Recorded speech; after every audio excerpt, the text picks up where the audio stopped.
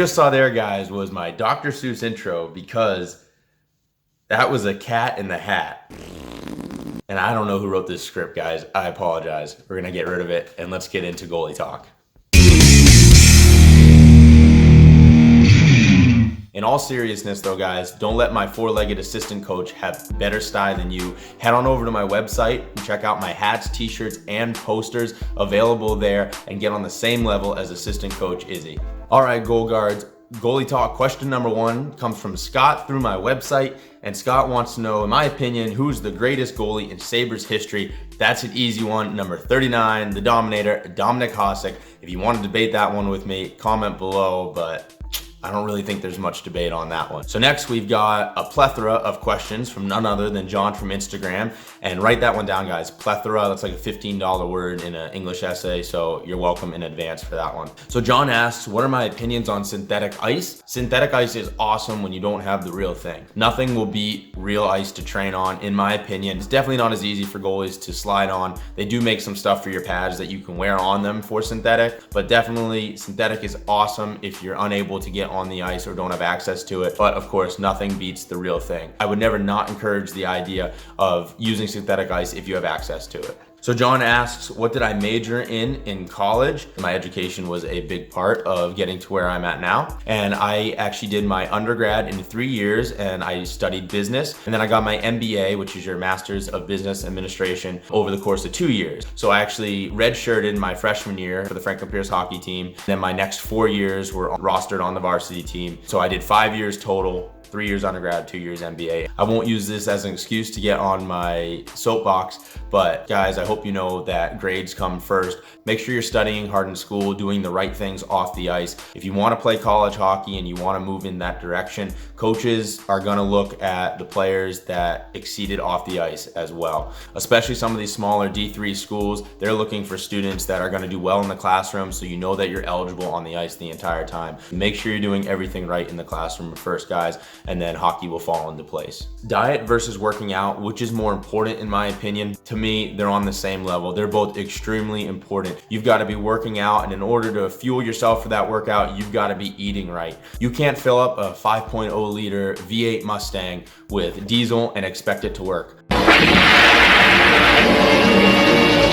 So it's the same thing with your body. You can't put crappy foods into your body and expect to get the most results out of that workout or out of that ice session. You gotta make sure you're fueling yourself correctly. And on the flip side, if you're eating well and you're eating healthy, but you're not working out and using that to get stronger, then you're gonna be a little bit behind the 8 ball when it does come to train with your team when the season starts. So make sure you're doing both. Off season is a great time to make sure that you're training and that you're eating well and that you're preparing for the first days of training camp. Definitely diet and working out, 2 of the most important things that you can do as a hockey player and as an athlete and really as a person. So they're on the same level of importance as far as I'm concerned. The last question from John is a good one. He asks, what is my favorite niche hobby? Nice vocabulary, John. Attaboy. Way to go. I've got a couple of hobbies that I enjoy doing. You can kind of see one up there with the guitar. I'm not pointing my finger the right way, am I? That's very difficult on a front camera. I like to pick guitar a little bit, just trying to teach myself some stuff here and there. A hobby that I do, which is kind of unique, which will definitely get me labeled as a nerd after this video. I'll just go ahead and show you guys.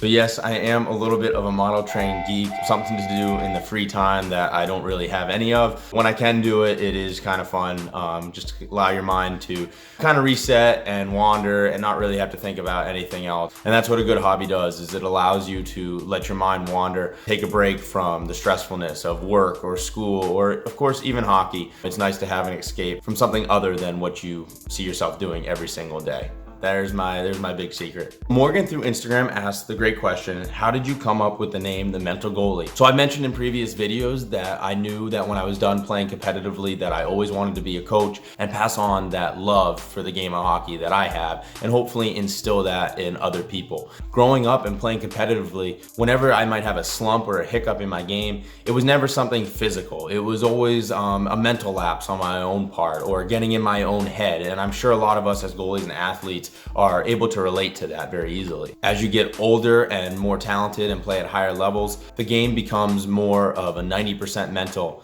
game, 10% physical, 95% mental, even 5% physical. And the mental aspect of the game is always the hardest part for anybody. I've seen fantastic players' careers fizzle out, not because they weren't capable of playing the game of hockey at a high level, but because they were incapable of taking on the mental toll that comes from the game as you go up in levels and you play higher levels and you play at faster pace of hockey and the game becomes more demanding of you. And I knew when I started coaching goalies and coaching players that I wanted to have a mental aspect to my lessons and a mental aspect to what I could coach them off the ice as well. I wanted to have that rhetoric about the game and about what it takes to not only ensure that you're playing physically well at that level, but to make sure that you're mentally okay too, because the game does become so demanding. For years, goalies were called mental or crazy or put on their own island for wanting to play the position of goaltender. So I kind of wanted to play on words with the term mental to show that my lessons were more about getting in the right mindset, the right mental preparation for games and for practices,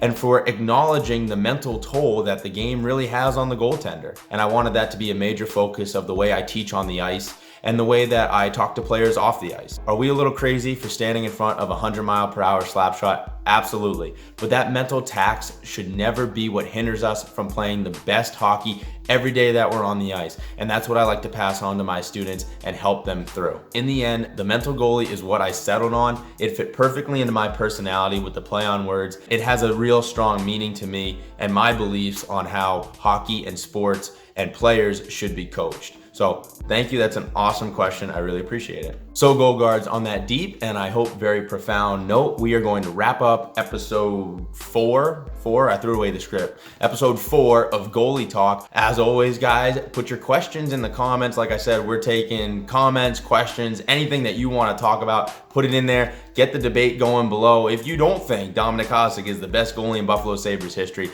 go ahead and let me know who you think is. I love discussions. I love talking hockey. Send in anything you want. No question or comment is a stupid one. Go ahead and get them in, guys. And again, thank you so much for watching. We're slowly getting back out on the ice. It's awesome. I'm excited. We got through this all together. So stay safe, everyone. Keep your stick on the ice, and we'll see you real soon.